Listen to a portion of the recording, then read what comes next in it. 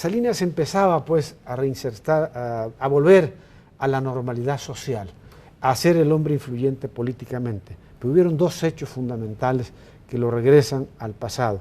Las llamadas de Luis Telles, malas o buenas, imprudentes o no, son otras cosas, y sobre todo las declaraciones de la Madrid, donde dice que Salinas se robó la reserva. ¿Cuál es tu punto de vista? ¿Seguirá Salinas gozando de la posibilidad de ser el hombre socialmente y políticamente necesario que pueda exhibir el PRI? ¿O será el Salinas que Germán Martínez exhibía en los videos en la propaganda sucia? Bueno, yo creo que habrá que ser muy frío y calculador en esta parte del análisis por una razón. Si después de las llamadas de Luis Telles, si después de esa entrevista con Miguel de la Madrid, donde pues abren la cloaca, la caja de Pandora de lo que fue el lado oscuro, el lado negativo de Carlos Salinas, el PRI gana el 5 de julio. Bueno, pues es que Salinas es un hombre de mucha sensibilidad con respecto a la opinión pública. Como lo dices en el libro. Exactamente. La gran astucia. La gran astucia, es un Cae hombre parado. de poder, uno. Dos, tiene a su favor de que el actual modelo de desarrollo es el que él creó con el tratado. Nadie ni siquiera ha hecho una reflexión para decir, señores, este es el modelo, pero yo lo voy a apadrinar. No lo hizo Fox, no lo hizo Zedillo antes, le dio continuidad, y no lo ha hecho el presidente Calderón. Y tercero, ese proyecto es el que está en el fondo de la continuidad priista. Es lo que no ha podido cambiar, no ha querido cambiar, no ha sabido cambiar el gobierno del PAN.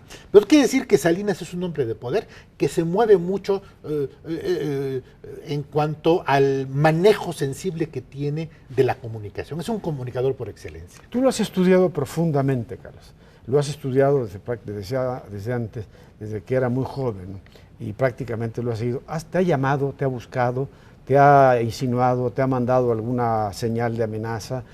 ¿Qué contacto has tenido con Carlos Salinas? Bueno, no, ninguno. ¿Y después de este libro? ¿Perdón? ¿Y después del libro? Después del libro, ninguno. No sé, me imagino que yo lo habrá leído, pues, hombre, que está atento a todo lo que está publicando. Es un hombre bien informado. Muy informado, está haciendo política.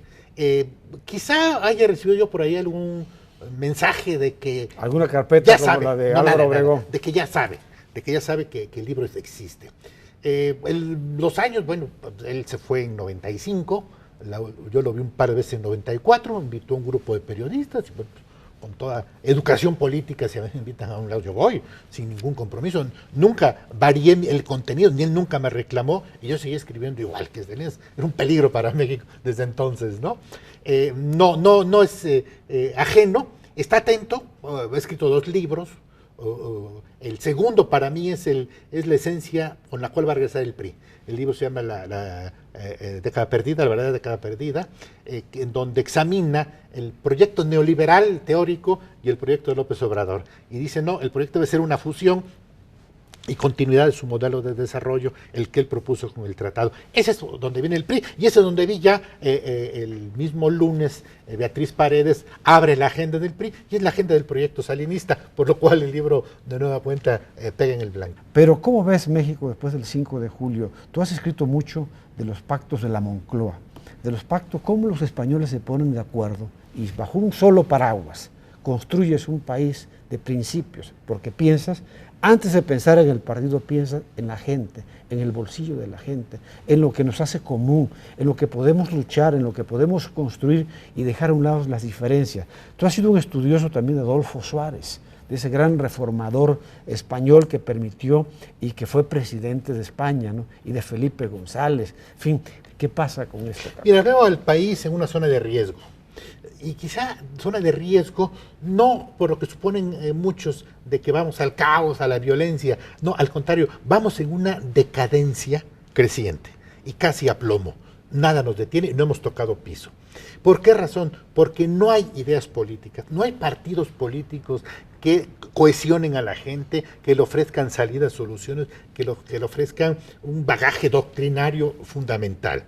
Veo un país también ausente de los grandes debates. El caso de la transición. Yo me acuerdo, desde luego, escribí el poco espacio que tenía en su momento, en 77, sobre la tradición española y los pactos de la Moncloa, pero donde yo retomé con mucha fuerza el tema de los pactos de la Moncloa fue en el 2006, cuando la crisis en Oaxaca, en donde yo dije, se acabó ese sistema, ya no se puede. Lo que está ocurriendo en Oaxaca y lo que ocurrió, esta radicalización de la APO y la falta de respuestas del PRI, necesitaba algo en medio, y entonces fue donde volví a retomar el tema de los pactos de la Moncloa, que fueron fundamentalmente tres. Pactos un económicos. pacto productivo, Económico. es decir, un nuevo contrato social obrero-patronal. Segundo, un programa muy radical, pero muy conservador, muy neoliberal contra la crisis, porque lo estaba ahorcando la inflación, y logran modernizar España y meterla a Europa. Y tercero, un acuerdo jurídico, porque el tema que veían ellos llegar era el de la violencia y el del crimen organizado. Se adelantan. Allí transforman las estructuras de España. Aquí no se ha visto eso. ¿Pero cómo la transforman? ¿Bajo la firma de un acuerdo político? De un acuerdo entre todas las fuerzas políticas, pero además con ejemplos muy claros. El que me gusta a mí mucho insistir, que es el del Partido Comunista de España.